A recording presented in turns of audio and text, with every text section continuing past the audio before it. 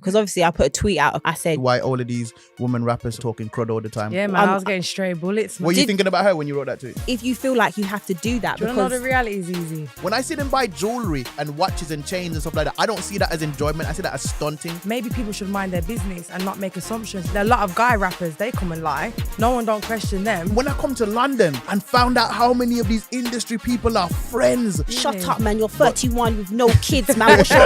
I'm lucky to be alive. That's the reality. This is the +44 podcast. I'm Zeze Millz. Yeah, what's that about? What was that all And I'm about? Sideman. Music Culture. UK. This is +44 from Amazon Music. I came here today with my energy, a bit not nervous, but just a bit unsure on how the conversation would go. Describe what it is like to be a woman in this game. It is a lot of pressure, social media, running a business and doing music, having a child, and day to day, it is a lot, do you know what I mean? But at the same time, it builds my character, it builds my strength, and it builds my hunger, and that's just all that I'm on right now. And where does your specific drive for doing it come from? My son. Because if it wasn't for him, I would not be, hey guys, listen to my new song.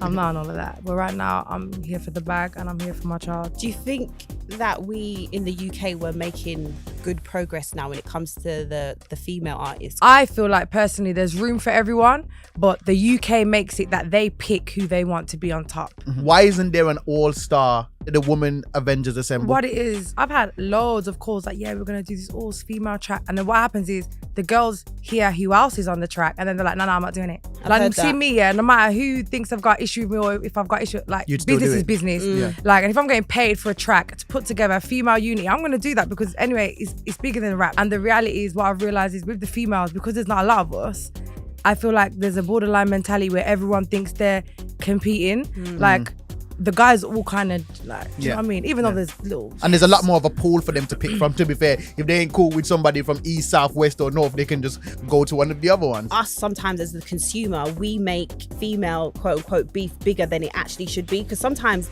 it is just lyricism. But then what happens is the shade boroughs and all, they make it into a bigger thing. So it's like... It always gets personal though. As a woman, being an artist, you have to go home, be family, be your normal self. And then you have to put on this face. So you've got to separate being your normal self, your family, like normal calm person, to being this diva that can go on stage, do what she needs to do.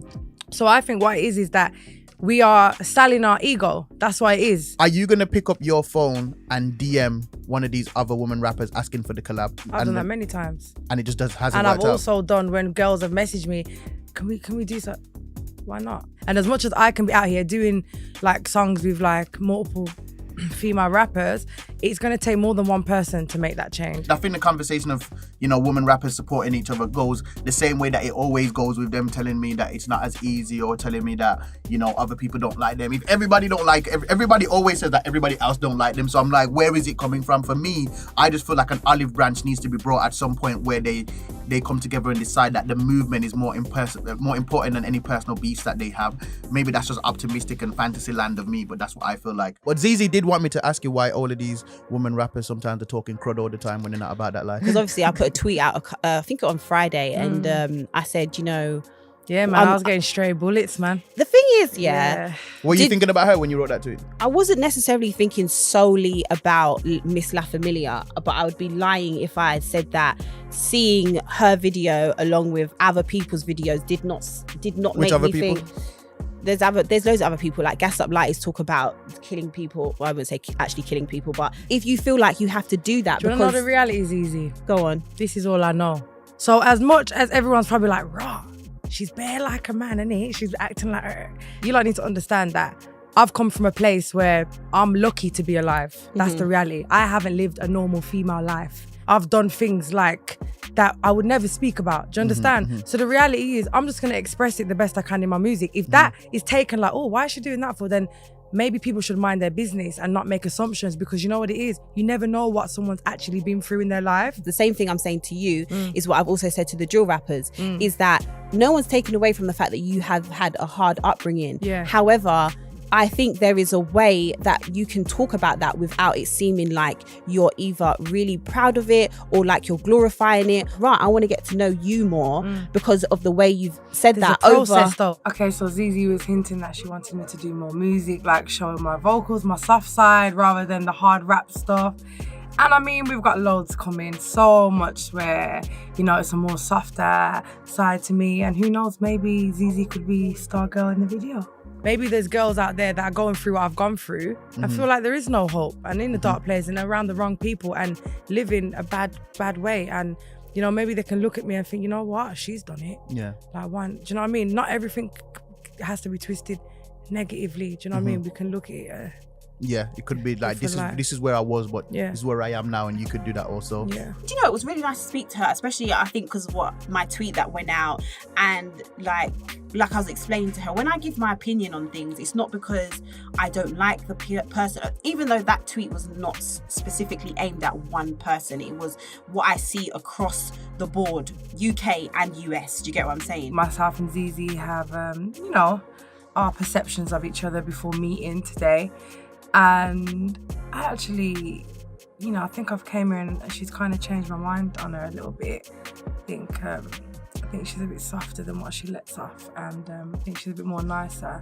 I think we did bond a little bit, got a bit deep, even though she wanted to go deeper as she does. But yeah, good vibes. The industry is more London based, so they have the CV for each other. They Exactly. know each other's criminal vitae and who's done what and who hasn't done what. But obviously, when you're from out of the city, it's different. So, have you found it more difficult being an artist from outside of London? If you accept me, you accept me. If you don't, I'm Gucci anyway. Are you still based in Brom?